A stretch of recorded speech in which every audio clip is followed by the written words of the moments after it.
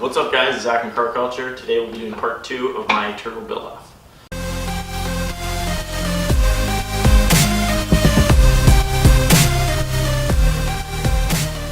What we're going to be doing in this video is that we got the engine separate and the transmission separate. We'll first be focused on the transmission because there's less things to do and it's a little easier. But for the transmission, we'll be doing is we'll be taking pretty much all the brake cleaner and the grease I have and scrubbing this thing down. I mean, it's one of those things where it's like, you don't have to because it's gonna be under the car, but just for my peace of mind and sakes of OCD, I guess you can say, is I'm gonna clean all the grease and oil that's on the car. I did it quite a bit last night, so here's a before and after photo of what it looked like, and now it does look like it's shiny because I used a drill bit of a wire brush, and that it created scratches on the transmission bell housing, but it's one of those things that just got the dirt off a lot easier.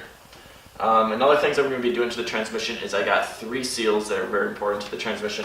For the engine, it's a little more complicated, but not too bad either.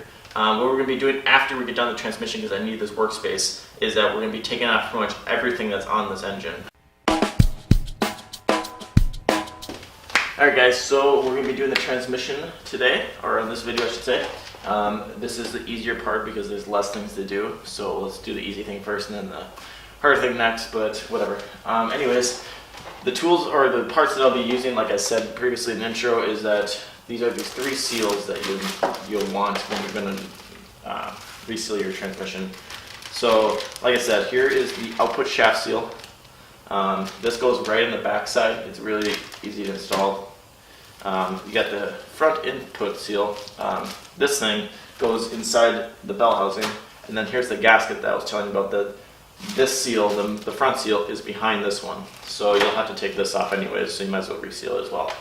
Anyways, those 3 gaskets will cost about $25 I believe on eBay, free shipping. All OEM Mazda seals as well to seal your transmission perfectly. So let's get to cleaning the rest of the transmission and then add these 3 seals.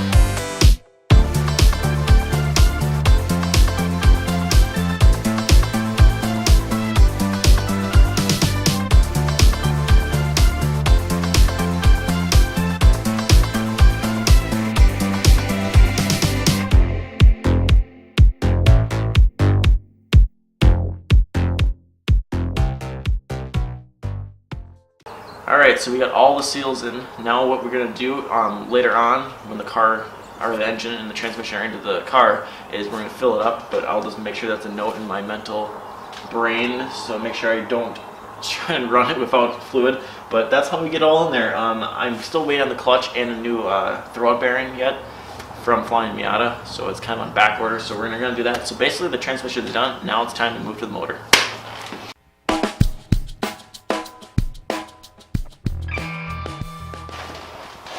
Alright guys, so we got the transmission done. Now it's time to move on to the engine.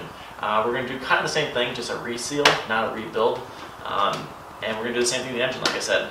It's a little more complicated on the engine because there's quite a bit more gaskets to be involved, but shouldn't be too bad. It's a pretty easy motor to work on. Now what this motor is the 1.6 liter from a 1990. Now if anyone's tech savvy and they know all the details, it is the short nose crank. I just wanted to say it because I feel like somebody later on is going to say it, and let's just get out there. It is the short nose. The short nose problem with these motors is that the nose of the crankshaft that connects to the harmonic balancer is fairly short, and the woodruff key that keeps it in place can be stripped out very easily if you over tighten it or under tighten it.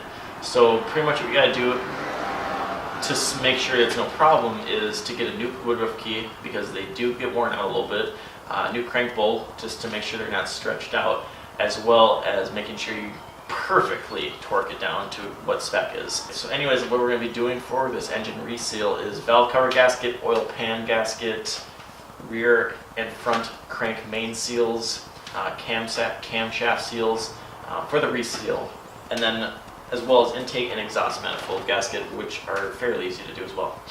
But one of the bigger things we're going to be doing since the motor's out and it's about 88,000 miles, it's time to do a timing belt change.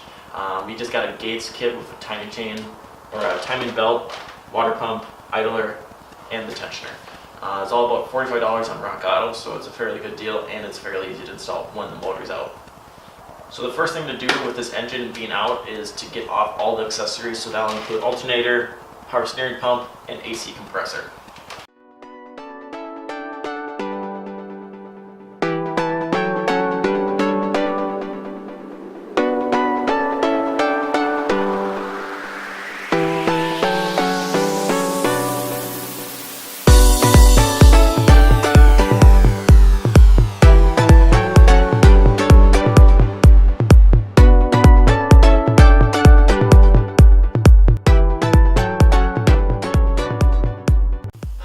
Guys, there it is. We got the transmission all sealed up and ready for installation. We got the motor completely stripped down of all the parts, as well as a pretty light cleaning. We didn't get all of it obviously because it's pretty caked down there, but it's good enough for now. In the next video we'll be doing all new seals, all new gaskets because we're waiting for the mail. We'll be getting the turbo clutch from Flying Miata, as well as the DIY coolant reroute. I just want to say thanks for watching. If you want to check out our Instagram, it's Minnesota Krautzer, just like our YouTube channel. And again, thanks for watching.